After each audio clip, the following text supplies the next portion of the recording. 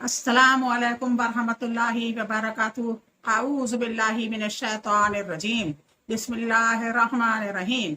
Rabbi इश्रह ली सदरी वयस्सिर ली अमरी वहलुल उक़दतम मिन लिसानी यफ़क़हू क़ौली। ऐ अल्लाह ताला तू मेरा सीना खोल दे, मेरे लिए मेरा काम आसान कर दे और मेरी जुबान की ग्रह खोल दे जिससे लोग मेरी बात समझ पाएं। अल्लाहुम्मा सल्लि अला मुहम्मद व अला आलि मुहम्मद। आजान हजरत सल्लल्लाहु अलैहि वसल्लम की खाकसारी के बारे में बता रहे हैं। आप इसको सुनिए कि मोहम्मद सल्लल्लाहु अलैहि वसल्लम कितने ज़्यादा नरम दिल थे, कितने खाकसार थे। आपको इनको सुनकर कितना अच्छा लगेगा, आपका दिल खुश हो जाएगा और आप सोचेंगे कि हमें भी इनके कुछ अखलाक मैसर आ जाएं, हम भी इनके अखलाकों पर, मोहम्मद सल्लल्लाहु अलैहि वसल्लम के अखलाकों पर चलने लगें। अल्लाह से दुआ करेंगे कि हमें भी ऐसे ही हिदायत अता फरमा दे कि अल्लाह ताला हमें इन अखलाकों पर चलने की तौफीक अता फरमाए। बिस्मिल्लाहिर्रहमानिर्रहीम। रसूल अल्लाह सल्लल्लाहु अलैहि वसल्लम की खाकसारी। रसूल अल्लाह सल्लल्लाहु अलैहि वसल्लम बाइतबार इखलाक सबसे अच्छे और कद्र मंजिलत में सबसे कामिल थे। आपका खल्क कुरान था, जैसा कि उम्मुल मोमिनीन हजरत आयशा रजी अल्लाह अन्हा ने फरमाया, आपका खल्क कुरान था। और प्यारे हबीब सल्लल्लाहु अलैहि वसल्लम ने फरमाया, मुझे इसलिए मकबूस किया गया है कि मैं अच्छी खसलतों की तकमील करूं। बसंत अहमद। आप सल्लल्लाहु अलैहि वसल्लम के तवाज़े में से ये भी था कि मद्दा सराई और हद से ज़्यादा तारीफ करना आपके नज़दीक गैर मरगूब था। हज़रत उमर बिन खत्ताब रज़ी अल्लाह अन्हु ने कहा, रसूल अल्लाह सल्लल्लाहु अलैहि वसल्लम ने फरमाया, तुम लोग मेरी हद से ज़्यादा तारीफ़ें करके इतना ना बढ़ाओ जितना कि नुसारा ने इब्ने मरियम को बढ़ाया। मैं तो एक बंदा हूँ, बस तुम मुझे अल्लाह का बंदा और रसूल कहो। सनन अबू दाऊद। हजरत अनस रज़ियल्लाहु अन्हु से रिवायत है कि कुछ लोगों ने कहा, अय अल्लाह के रसूल, इसे हम में सबसे बेहतर, अय हम में सबसे बेहतर, अय हम में सबसे बेहतर के बेटे, अय हमारे सरदार और अय हमारे सरदार के बेटे। तो आप सल्लल्लाहु अलैहि वसल्लम ने फरमाया, अय लोगों, अपनी बातें कहो और देखो तुम्हें शैतान मदहोश न कर दे। मैं मोहम्मद अल्लाह का बंदा और इसका रसूल हूँ। मुझे ये पसंद नहीं कि तुम मुझे अल्लाह जो जल की अता करदा मर्तबा से आगे बढ़ाओ। सनन निसाई। बाज़ लोगों ने नबी अकरम सल्लल्लाहु अलैहि वसल्लम की तारीफें करके इतना ज़्यादा बढ़ा दिया है कि जिसकी इंतहा नहीं। इनका एतकाद है कि नबी सल्लल्लाहु अलैहि वसल्लम गैब की बातें जानते थे, या आप सल्लल्लाहु अलैहि वसल्लम नफ़ा और नुकसान पहुँचाने की कुदरत रखते हैं, ज़रूरतमंदों की हाजत रवाई और बीमारों को शफा अता करते हैं। मगर अल्लाह तबारक व तआला ने इन सारी बातों को आप सल्लल्लाहु अलैहि वसल्लम की बाबत नफी की है। इरशाद बारी ताला है, अल आराफ की 188 सूरत है, अल आराफ की 188 आयत है। इसका तर्जुमा है, आप फरमा दीजिए कि मैं खुद अपनी ज़ात खास के लिए किसी नफ़ा का इख्तियार नहीं रखता और न किसी ज़रर का, मगर इतना जितना कि अल्लाह ने चाहा। और अगर मैं गैब की बातें जानता होता तो मैं बहुत से मुनाफे हासिल कर लेता और कोई नुकसान मुझको ना पहुंचता। ये नबी मुरसल हुए ज़मीन पर बसने वाले और आसमान के नीचे आबाद होने वालों में सबसे बेहतर, हमेशा अपने रब से आजिज़ी और रुजू करने वाले तकब्बुर को हरगिज़ पसंद नहीं फरमाते थे, बल्कि आप तो खाकसारों के सरदार थे। अनस बिन मालिक रज़ी अल्लाह ने कहा, सहाबा किराम के नज़दीक रसूल अल्लाह सल्लल्लाहु अलैहि वसल्लम से ज़्यादा महबूब कोई शख्स न था। फिर भी वो आप सल्लल्लाहु अलैहि वसल्लम को देखकर आपकी ताज़ीम के लिए खड़े नहीं होते थे, क्योंकि आपको ये बात नापसंद थी। इसे इमाम अहमद ने रिवायत किया। इस उम्मत के नबी सल्लल्लाहु अलैहि वसल्लम के तवाज़े और नायाब खिसलत को देखिए कि आप सल्लल्लाहु अलैहि वसल्लम एक मिस्कीन औरत के लिए किस कदर खाकसार होते थे, इस कदर खाकसार होते हैं और इसे अपनी कीमती और मशगूलियत से भरपूर वक्त का एक हिस्सा इनायत करते हैं। हजरत अनस बिन मालिक रज़ी अल्लाह अन्हु ने कहा, एक औरत नबी सल्लल्लाहु अलैहि वसल्लम के पास आई और कहा, मुझे आपसे ज़रूरत है। तो नबी सल्लल्लाहु अलैहि वसल्लम ने फरमाया, तुम मदीने के जिस गली में भी चाहो मैं तुम्हारे साथ बैठने को तैयार हूँ। इमाम अबू दाऊद ने रिवायत किया। صلی اللہ علیہ وسلم نے تمام اخلاق حسنہ کو اپنا لیا، بس آپ صلی اللہ علیہ وسلم فضیلت کے اعلیٰ چوٹی پر پہنچ گئے۔ نمبر 2، اور اگر آپ صلی اللہ علیہ وسلم کے اخلاق حسنہ کے اسرار سارے جہاں میں عیاں ہو جائیں تو ہر نشیب و فراز خوشبوؤں سے معطر ہو جائیں گے۔ آپ صلی اللہ علیہ وسلم خاکساروں کے پیشوا اور سردار تھے۔ حضرت ایوب ہریرہ رضی اللہ عنہ سے روایت ہے، نبی صلی اللہ علیہ وسلم نے ارشاد فرمایا، اگر دعوت میں مجھ کو بکری کا دست یا پاؤں کھانے کے لیے بلائے جائے تب بھی میں ضرور جاؤں گا، اور اگر مجھ کو کوئی بکری کا دست یا پاؤں تحفہ بھیجے تو اس کو ضرور لے لوں گا۔ صحیح بخاری شریف۔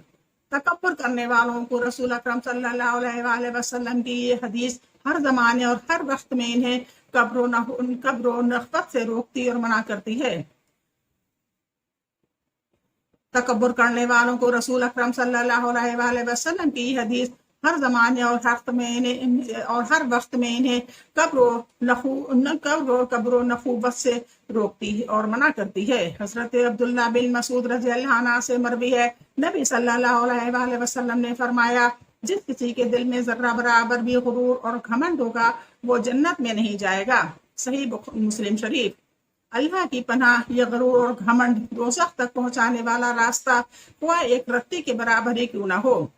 ایک اکڑ کر چلنے والے گھمنڈی پر اللہ تعالیٰ کی ناراضگی اور نازل شدہ عقاب سے عبرت حاصل کرو۔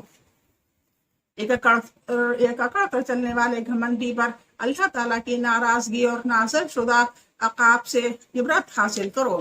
حضرت ابو ہریرہ رضی اللہ عنہ سے مروی ہے کہ آن حضرت صلی اللہ علیہ وسلم یا ابو القاسم صلی اللہ علیہ وسلم نے فرمایا، ایسا ہوا ایک شخص ایک پسندیدہ جوڑا پہن کر بالوں میں کنگھی کیے اتراتا ہوا چل رہا تھا کہ اچانک اللہ تعالیٰ نے اسے زمین میں دھسا دیا، وہ قیامت تک اس میں دھستا رہے گا۔ صحیح بخاری شریف۔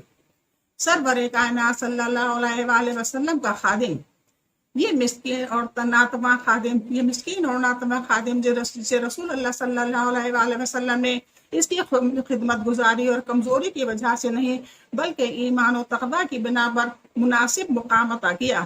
آپ صلی اللہ علیہ وسلم نے خادموں اور مزدوروں کے بابت فرمایا، تمہارے وہ بھائی جن پر اللہ تعالیٰ نے تمہیں اقتدار دیا ہے، انہیں وہی کھلاؤ جو تم کھاتے ہو، وہی پہناؤ جو تم خود پہنتے ہو، اور انہیں کسی ایسے کام کی تکلیف نہ دو جو ان پر شاق گزرے، اور اگر تم انہیں کوئی ایسا کام دے ہی دو تو ان کی مدد کرو۔ صحیح مسلم شریف۔ برادران اسلام، کیا آپ نے کبھی کسی خادم کو اپنے مالک کی تعریف کرتے سنا ہے؟ غور فرمائیے حضرت انس رضی اللہ عنہ کی بات پر، جو ایک خادم ہو کر اپنے آقا کے بارے میں ایک عجیب بات مقبول گواہی اور پاکیزہ مدح سرائی میں کہتے ہیں، میں نے 10 سال رسول اللہ صلی اللہ علیہ وسلم کی خدمت کی، آپ نے اف تک نہ کہا، اور جب میں نے کوئی کام کیا تو آپ نے یہ نہیں کہا کہ کیوں کیا، اور نہ ہی کسی کام کو چھوڑ دینے پر یہ کہا کہ یہ کام کیوں چھوڑا۔ صحیح مسلم شریف۔ چند دن یا چند مہینے نہیں بلکہ مکمل 10 سال یہ عمر کا ایک طویل ترین جز ہے، جس میں انسان خوشی، غم، رضا، غضب، نفسیاتی رد و بدل، اضطراب اور غناد و فقر جیسے حالات سے دوچار ہوتا رہتا ہے۔ پھر بھی میرے باپ آپ پر قربان ہو، نہ تو آپ صلی اللہ علیہ وسلم نے ڈانٹا اور نہ ہی کبھی کسی کام کا حکم دیا، بلکہ آپ صلی اللہ علیہ وسلم نے اپنے اس خادم کو مطمئن رکھتے ہوئے ہمیشہ بہترین صلاح دیتے، اس کا اور اس کے اہل خانہ کی ضروریات کو رفع کرتے اور اس کے لیے دست بد دعا ہوتے۔ حضرت انس رضی اللہ عنہ نے کہا، میری ماں نے کہا، یا رسول اللہ، انس آپ کا خادم ہے، اس کے لیے انس رضی اللہ عنہ نے کہا، میری ماں نے کہا، یا رسول اللہ، انس آپ کا خادم ہے، اس کے لیے دعا کر دیجیے۔ آپ نے فرمایا، اے اللہ، تو اس کے مال اور اولاد کو زیادہ کرنا اور جو کچھ اسے عنایت کرنا اس میں برکت دینا۔ صحیح بخاری شریف۔ حضرت انس نے کہا، میری ماں نے کہا، یا رسول اللہ، انس آپ کا خادم ہے، اس کے لیے دعا کر دیجئے۔ آپ نے فرمایا، اللہم اکثر مالہ وولدہ وبارک لہ فیما اعطیت، اللہم اکثر مالہ وولدہ وبارک لہ فیما اعطینا۔ آپ نے فرمایا اللہم اکثروا مالہ وبلدہ وبارک لہ فیما اعطیتہ، اے اللہ تو اس کے مال اور اولاد کو زیادہ کرنا، اس کے مال اور اولاد کو زیادہ کرنا، اور جو کچھ اسے عنایت کرنا اس میں برکت دینا۔ صحیح بخاری شریف۔ رسول اکرم صلی اللہ علیہ وآلہ وسلم نے اپنی بے مثال شجاعت اور بہادری کے باوجود بھی ناحق نہ تو کسی کو کبھی رسوا کیا اور نہ ہی کبھی کسی کو مارا، اور نہ ہی اپنے ماتحت بیویوں اور خادموں پر سخت دلی کا مظاہرہ کیا۔ ام المومنین حضرت عائشہ رضی اللہ عنہ نے کہا، رسول اللہ صلی اللہ علیہ وآلہ وسلم نے جہاد فی سبیل اللہ کے سوا کبھی کسی پر ہاتھ نہیں اٹھایا اور نہ ہی کسی بیوی یا نوکر کو مارا۔ صحیح مسلم شریف۔ ام المومنین حضرت عائشہ رضی اللہ عنہ خیر الانام صلی اللہ علیہ وآلہ وسلم کے لیے 2 بار گواہی پیش کرتی ہیں، نیز آپ صلی اللہ علیہ وآلہ وسلم کی سیرت طیبہ اور کریمانہ زندگی پر اور بہت سارے لوگوں نے باتیں کی ہیں، یہاں تک کہ کفار قریش نے بھی اعتراف کیا۔ ام المومنین حضرت عائشہ رضی اللہ عنہ نے کہا کہ نبی صلی اللہ علیہ وآلہ وسلم نے کبھی بھی کسی ظالم سے ظلم کا بدلہ نہ لیا جب تک کہ اللہ تعالیٰ کے حرام کردہ کسی چیز کی پامالی نہ ہوتی ہو۔ پس جب اللہ تعالیٰ کے محرمات کی پامالی ہوتی تو آپ صلی اللہ علیہ وآلہ وسلم سب سے غضبناک ہوتے، اور جب بھی آپ صلی اللہ علیہ وآلہ وسلم کو کسی 2 چیزوں کے درمیان اختیار دیا گیا تو آپ صلی اللہ علیہ وآلہ وسلم نے ان میں سے آسان کو اختیار کیا جب تک معصیت میں واقع ہونے کا خوف نہ ہوتا۔ تمید ابن عبد البر نیز نبی اکرم صلی اللہ علیہ وآلہ وسلم نرمی برتتے اور عفو اور درگزر کی تعلیم دیتے تھے۔ ارشاد گرامی ہے، اللہ تعالیٰ نرمی برتنے والا ہے اور ہر معاملہ نرمی کو پسند کرتا ہے۔ صحیح بخاری شریف۔ مہمان اور تحفہ۔ انسان کی زندگی میں خواب و معاشرہ یا خیش و اقارب یا اپنے گھر ہی میں کیوں نہ ہو، اسے مشفقانہ اور کریمانہ سلوک کی سخت ضرورت ہوتی ہے۔ تحفہ اور گفٹ ایسی چیز ہے جس سے ٹوٹے ہوئے دل جڑ جاتے ہیں، بلکہ بغض و حسد جیسی بیماریوں سے شفا یاب اور پاک و صاف ہو جاتے ہیں۔ ام المومنین حضرت عائشہ صدیقہ رضی اللہ عنہ فرماتی ہیں کہ نبی صلی اللہ علیہ وآلہ وسلم تحفہ قبول فرماتے اور اس کا بدلہ دیتے تھے۔ صحیح بخاری شریف۔ ہدیہ دینا اور تحفہ ملنے پر شکریہ ادا کرنا نفس کی سخاوت اور دل کی صفائی کی دلیل ہے۔ نیز کریمانہ خصلت انبیاء اور رسول کی عادت اور پیغمبروں کی سنت میں شمار ہوتا ہے۔ اس معاملے میں ہمارے رسول جناب محمد صلی اللہ علیہ وآلہ وسلم پیش تھے۔ چنانچہ آپ نے فرمایا، جو اللہ تعالیٰ اور یوم آخرت پر ایمان رکھتا ہو اسے چاہیے کہ اپنے مہمان کی خاطرداری کرے۔ 1 دن اور رات تو میزبانی لازم ہے اور 3 دن تک افضل ہے، اس کے بعد صدقہ ہے۔ مہمانوں کو بھی چاہیے کہ میزبان کو تنگ کرنے کے لیے یوں ہی نہ پڑا رہے۔ صحیح بخاری شریف۔ قسم ہے اللہ کی، نہ تو زمین اور اس کی نشیر فراز نے اور نہ ہی حجاز اور جزیرہ عرب نے، بلکہ نہ ہی شرق و غرب نے آپ صلی اللہ علیہ وآلہ وسلم سے بڑھ کر شریف اور کریم النفس دیکھا۔ قارئین کرام ذرا توجہ فرمائیں تاکہ نبی اکرم صلی اللہ علیہ وآلہ وسلم کے درج ذیل واقعہ کو سنیں اور نصیحت حاصل کریں۔ حضرت سہیل بن سعد رضی اللہ عنہ سے مروی ہے، ایک عورت آن حضرت صلی اللہ علیہ وآلہ وسلم کے پاس آئی اور ایک بنی ہوئی چادر آپ کے لیے تحفہ لائی اور کہنے لگی، اسے میں اپنے ہاتھوں سے بن کر اس لیے لائی ہوں کہ آپ اسے پہنیں۔ آپ صلی اللہ علیہ وآلہ وسلم نے اس چادر کو ضرورت محسوس کرتے ہوئے لے لیا۔ آپ صلی اللہ علیہ وآلہ وسلم اس کا تہمت پہن کر باہر نکلے۔ ایک شخص نے کہا کیا ہی عمدہ چادر ہے، آپ مجھے عنایت کر دیجئے۔ آپ نے کہا اچھا۔ پھر آپ صلی اللہ علیہ وآلہ وسلم مجلس میں بیٹھے رہے، پھر آپ واپس گئے اور طے کر کے اس آدمی کے پاس بھیج دیا۔ لوگوں نے کہا تم نے اچھا نہیں کیا، نبی صلی اللہ علیہ وآلہ وسلم نے اسے ضرورت مند ہو کر پہن لیا تھا اور تم نے مانگ لیا، جبکہ تم جانتے ہو کہ آپ کسی کا سوال رد نہیں کرتے۔ انہوں نے کہا اللہ کی قسم، میں نے اسے پہننے کے لیے نہیں بلکہ اپنا کفن بنانے کے لیے مانگا ہے۔ حضرت سہیل کہتے ہیں پھر وہی ان کا کفن بنا۔ صحیح بخاری شریف۔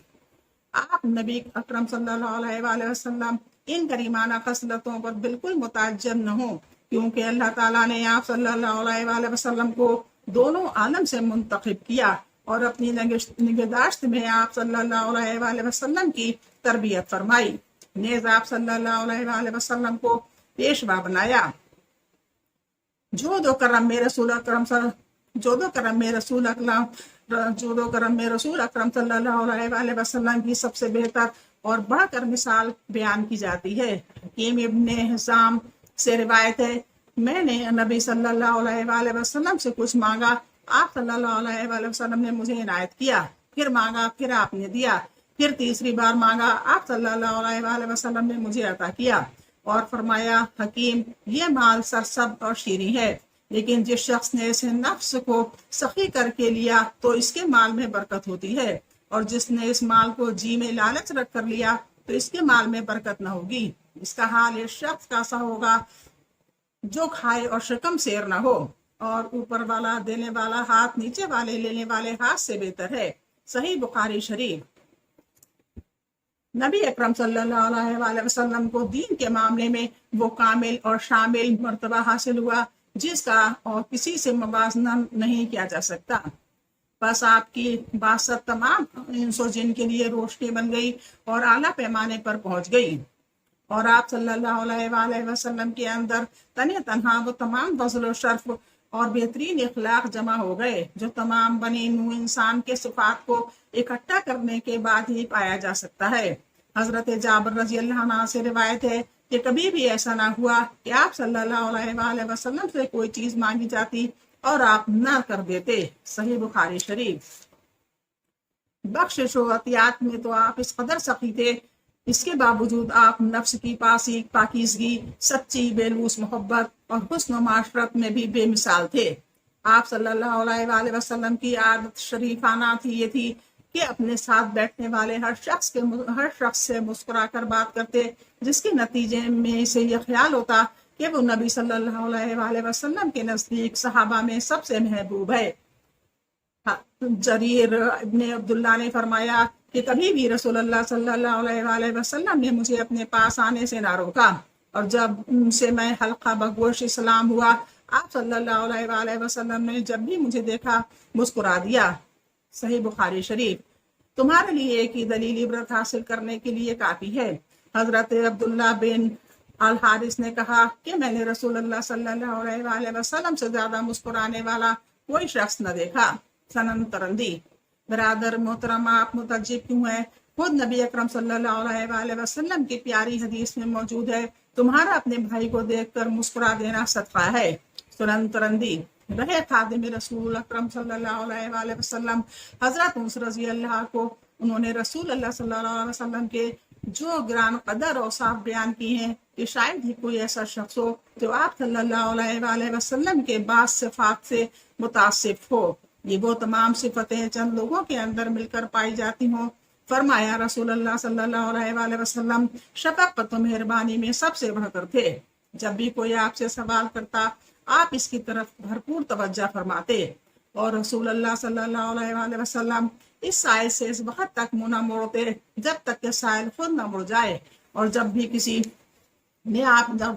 نے آپ کا ہاتھ پکڑا تو آپ نے بھی اس کا ہاتھ پکڑ لیا، اور آپ صلی اللہ علیہ وسلم اپنا ہاتھ اس وقت تک نہ کھینچتے جب تک کہ وہ آدمی خود نہ چھڑا لے۔ مہمان کی اس قدر عزت اور دل جمعی کے باوجود آپ صلی اللہ علیہ وسلم کی اتنی اپنی امت پر مہربانی اور شفقت کا یہ عالم تھا کہ آپ صلی اللہ علیہ وسلم جو ہی خلاف شرع کوئی کام دیکھتے، مہمان کی اس قدر عزت اور دل جمعی کے باوجود آپ صلی اللہ علیہ وسلم کی اپنی امت پر مہربانی اور شفقت کا یہ عالم تھا کہ آپ صلی اللہ علیہ وسلم جو ہی خلاف شرعی کوئی کام دیکھتے تو فوراً ہی ٹوکتے۔ لہٰذا حضرت عبداللہ ابن عباس رضی اللہ عنہ سے روایت ہے کہ رسول اللہ صلی اللہ علیہ وسلم نے ایک آدمی کے ہاتھ میں سونے کی ایک انگشتری دیکھی، یعنی ایک انگوٹھی دیکھی۔ آپ نے اسے نکال پھینکا اور فرمایا، تم میں سے کوئی جہنم کے انگارے کا قصد کرتا ہے پھر اسے اپنے ہاتھ میں لے لیتا ہے۔ صحیح مسلم شریف۔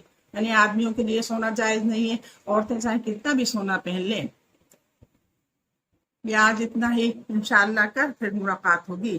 دعا کیجیے اللہ پاک ہمیں بھی اچھے اور شریفانہ ہمیں بھی اچھے اور شریفانہ اخلاق سے نواز. اللہ تعالیٰ محمد صلی اللہ علیہ وسلم کے اخلاق کو غور سے پڑھیں اور ان کو دل میں اتاریں. انشاءاللہ ضرور اللہ مدد فرمائے.